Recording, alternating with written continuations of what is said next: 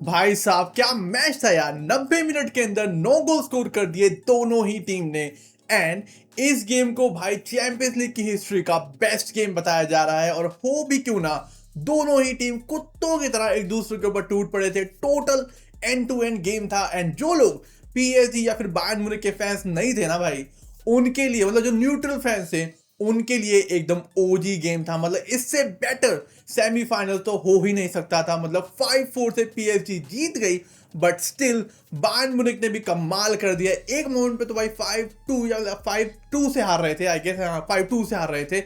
और भाई 11 या फिर 10 मिनट के अंदर ही कम बैक कर लिया टू 5-4। मतलब ये बात तो यार सबको पता थी कि दोनों ही टीम काफी ज्यादा खतरनाक है इन टर्म्स ऑफ अटैकिंग। मतलब ये नहीं पता था कि भाई 9 गोल स्कोर कर देंगे इन 90 मिनट्स। मतलब 5-4 का स्कोर लाइन, वो भी फर्स्ट लेग में। तो पता नहीं सेकंड लेग में क्या ही होगा। तो यार आज की वीडियो में हम बात करेंगे first of all match events के बारे में, और उसके बाद बात करेंगे हैंडबॉल के बारे में। अल्फोंसो डेविस का हैंडबॉल, क्या वो हैंडबॉल था, और अगर नहीं था तो ऑब्वियसली वो पेनल्टी थी या नहीं। तो यार अगर मैच इवेंट्स की बात करें तो स्टार्टिंग में लुइस डियाज को पेनल्टी मिलती है। एंड हैरी केन, मतलब फर्स्ट ऑफ ऑल तो क्लियर पेनल्टी थी, इसमें कोई भी डाउट नहीं था। एंड उसके बाद हैरी केन उस पेनल्टी को कन्वर्ट कर देता है। और करे भी क्यों ना भाई, वो बंदा अभी इतनी अच्छी फॉर्म में है, काफी ज्यादा गोल स्कोर मार रहा है, तो इतनी पास है तो कहाँ ही मिस करने वाला है। बट उसके 7 ही मिनट बाद क्वार्टर शीला, मतलब ऐसे ही बुलाते हैं, मतलब यही नाम है, नहीं प्रोनाउंस सही है या नहीं ये नहीं पता, बट स्टेप ओवर करके मैनुअल नोर को बीट करता है। और सही बताऊं तो मैनुअल नोर के पैर में अगर स्प्रिंग भी लगे होते तब भी वो इस शॉट को रोक नहीं पाता, और पीएसजी गेम में वापस आ जाता है। और भाई 1-1 के बाद पीएसजी को कॉर्नर मिलता है, और उस कॉर्नर से मतलब हम गेम में जैसे करते हैं ना कि भाई बॉल को थोड़ा नीचे किया, पेस तेज किया, तो हेडर जो है काफी तेज लगता है। सेम टेक्निक से पीएसजी ने गोल स्कोर किया। उस्मान डेम्बेले ने कॉर्नर लिया और जॉन नेवेस ने इतना तगड़ा हेडर मारा, इतनी तेज था वो हेडर कि मैनुअल नोर उसे टच भी नहीं कर पाया, और 2-1 से पीएसजी वापस आ जाता है गेम के अंदर। देन थोड़ी ही देर में ओली से पीएसजी के डिफेंस को चीरता हुआ निकल जाता है और भाई गोल स्कोर कर देता है। एंड ये बात तो खैर पता ही थी कि ये बिना गोल स्कोर किए तो जाएगा ही नहीं। नाउ अब बात करते हैं भाई कंट्रोवर्शियल डिसीजन की। क्या वो हैंडबॉल था अल्फोंसो डेविस का? बिकॉज अगर आप ध्यान से देखो तो बॉल पहले बॉडी को लगा एंड देन उसके बाद उसके हाथ पे लगा। एंड रूल कहता है कि अगर हाथ बॉडी से दूर है और हैंडबॉल हो जाता है तो वो पेनल्टी होता है। बट यहां पर अगर मैं ध्यान से देख, अगर आप भी ध्यान से देखें तो भाई बॉडी पे लग के हैंड पे लगा, तो मेरे हिसाब से तो ये पेनल्टी नहीं थी। बट अगेन रेफरी ने भाई वीएआर का हेल्प ली और दोबारा स्क्रीन पे जाके उसने देखा और उसने इसे पेनल्टी दे दी। एंड मुझे ये बताना कि आपको क्या लगता है कि भाई ये पेनल्टी थी या नहीं?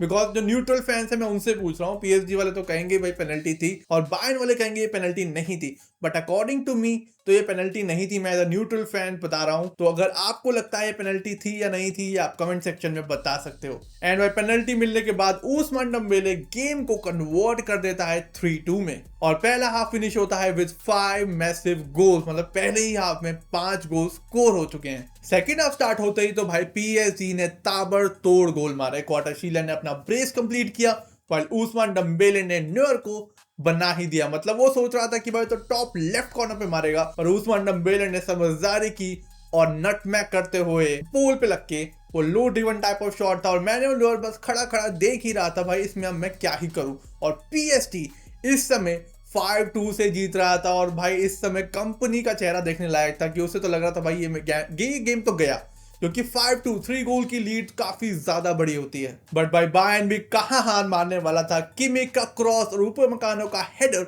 हालांकि बस हल्का सा फ्लिक की हुआ था, एंड उसने कीपर को बीट कर दिया। गोल लाइन हो गई 5-3, एंड बायर्न फैंस तो भाई खुश हो गए कि हाँ अभी भी हम गेम में वापसी कर सकते हैं। उसके बाद हैरी केन ने एक भाई आउट ऑफ नोवेयर पास किया लुइस डियाज को, मोर ऑफ अ क्रॉस था वो, एंड लुइस डियाज 1-on-1 से विद द डिफेंडर, एंड उसके बाद खाली गोलकीपर को बीट करना था। प्लस भाई वो क्या मतलब कंट्रोल था बॉल का, कंट्रोल क्या, मार्किनियोस को भाई धूल ही चटा दी, वो तो गिरता गिरता बचा था। मतलब वो तो भाई ऐसा मोमेंट हो जाता, ये हम यूट्यूब पे देखते हैं ना शॉर्ट में, कब तक देखा जाता कि भाई मार्किनियोस को क्या धूल चटाई है।